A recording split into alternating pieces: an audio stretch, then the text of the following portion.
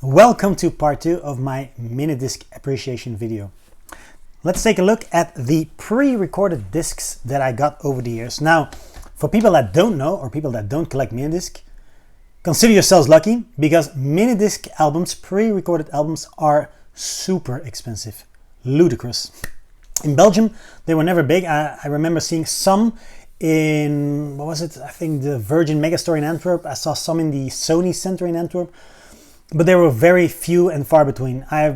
You never saw them in the wild, unless in very specialized shops, and quite rare. In England, in the UK, it was quite big. I remember going to London to the big HMV on Oxford Street, but that was in March 2000, so that was like a full year before I even got my first MiniDisc recorders. So yeah, I didn't have any interest at the time. Should have bought them then, because now they are super expensive. Anyway, I got a few over the years, so let's just take a look. These are not chronological, just well, the first ones that I found. The MiniDisc sampler. This was just a 10 cents, yes, 0.10 euro on a flea market in Belgium. So probably someone who worked at Sony and got this sampler for free. He didn't want it anymore.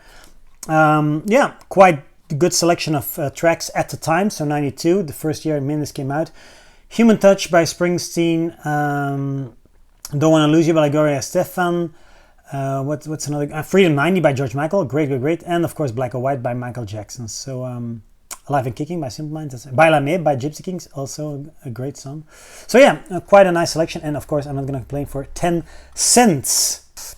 Stevie Ray Vaughan, The Sky is Crying. Remember, this was at the Belgian seaside. There was an hi-fi store, an audio video store, that still had 3 sealed MiniDiscs.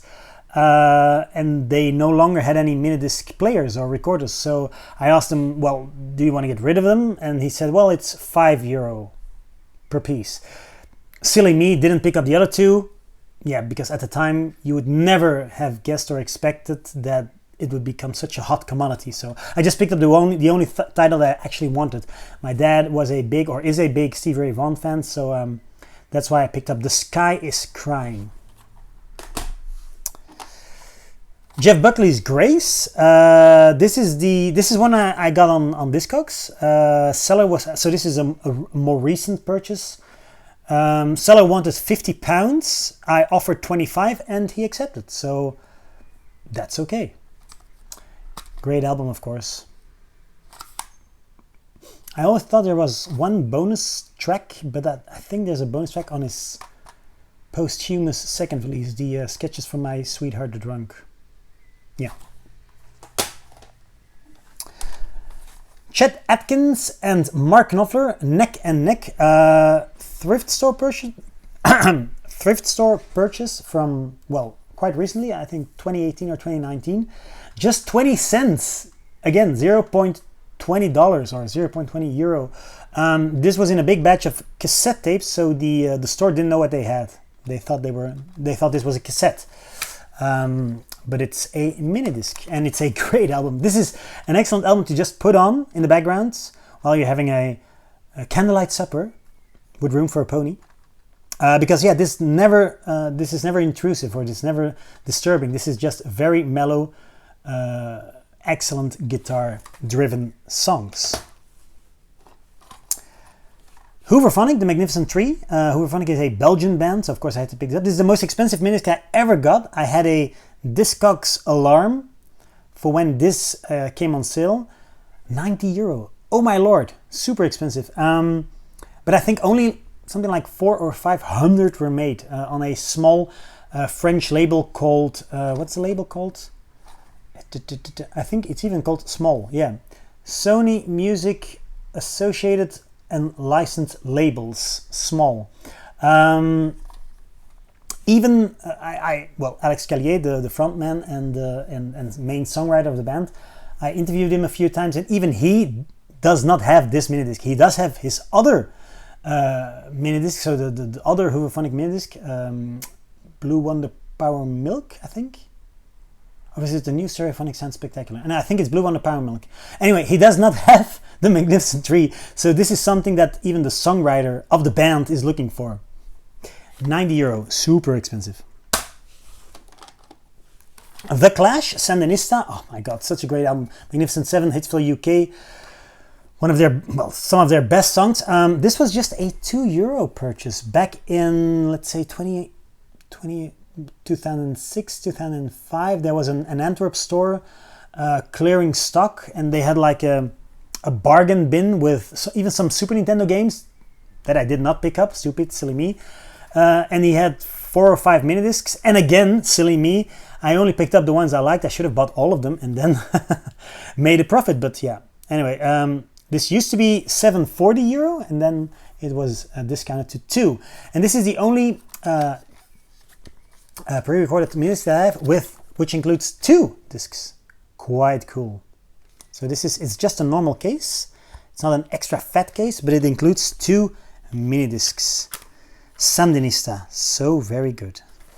I think it's a 3 LP vinyl record. If you buy Sandinista on record, it's 3, and so it's 2 CDs and 2 MiniDiscs. Also included in the same bargain bin, so also for €2 was Judas Priest, Stained Class. Respecting the law, respecting the law. No, that's not included. This is just 9 tracks, including White Heat Red Hot, and Better By You, Better Than Me. Yeah, I'm not a Judas Priest connoisseur. What's the guy's name? Rob Halford, right? I love his his garb. He looks excellent in leather, and I love the fact that he's always breaking barriers for the acceptance of gay people in the business, because before Rob Halford came out of the closet, the metal scene was still, I'm not going to say homophobic, but at least apprehensive of homosexuals, and Rob changed that. So your legacy is secured, sir. €2 for a pre-recorded MiniDisc. Can't complain. Tom Waits, Mule Variations. This was another one. Bargain. Most of these were bargains. For the longest time, this was laying in a Antwerp store in Belgium for $16.49. So the original price is still here, $16.49. And then it was discounted to $4.90. Yeah, not even 5. So again, I should have picked all. I think they had 3 or 4 at €4.90, but I only picked the one I liked, which is Tom Waits. Very, very cool. Big in Japan, great song. Not the Big in Japan. Bruce Springsteen, my favorite artist of all time. This is the 18 tracks compilation with a sadly broken case. Again, a bargain. A store called Gramo. I think that was short for gramophone. Gramo was selling its old inventory. And, well, as you can see, I kept the price tag. I kept a receipt. Another €5 purchase. I think Grandma also had more than one. I believe they had Jeff Buckley, the sketches for My Sweetheart Drunk, but at the time I thought it was like a 2. Well, it is a 2 MiniDisc album, so they only had the first one, and that would have bothered me. They had Julio Iglesias Jr. of all things on MiniDisc, and they even had a Miles Davis one. I don't think it was some kind of blue, but they had them, but that was without the case. Again, today I would pick up a Miles Davis MiniDisc without the case, because you can find the case online. But in, what was the year? Let's see. I can check the receipt. What was the year? On the 28th of January 2005, I was not the smartest kid on the block. Should have really picked them up. Well, all of the MiniDiscs, and well, now they're super expensive. Then the album I wanted the most, my favorite Michael Jackson album, Dangerous.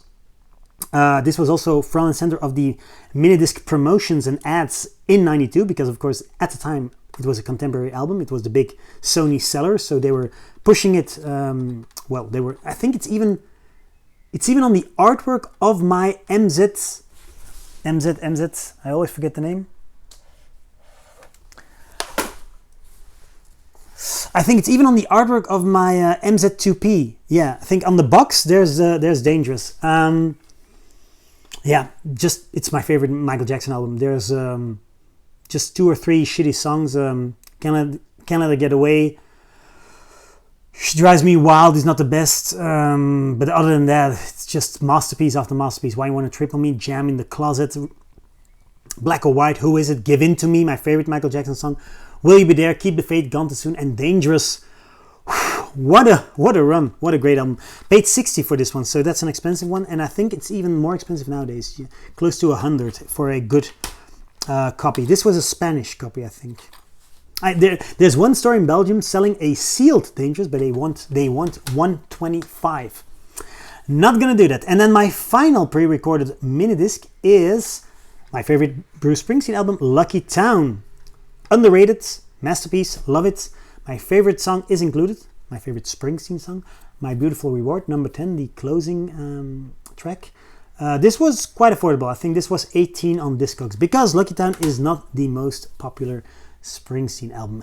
That concludes my pre-recorded mini disc collection. In the next video, we'll take a look at my the discs I made myself, and some other bits and bobs, yeah, just stuff that fell between the cracks while collecting mini disc. Until we meet again, keep spinning those mini discs.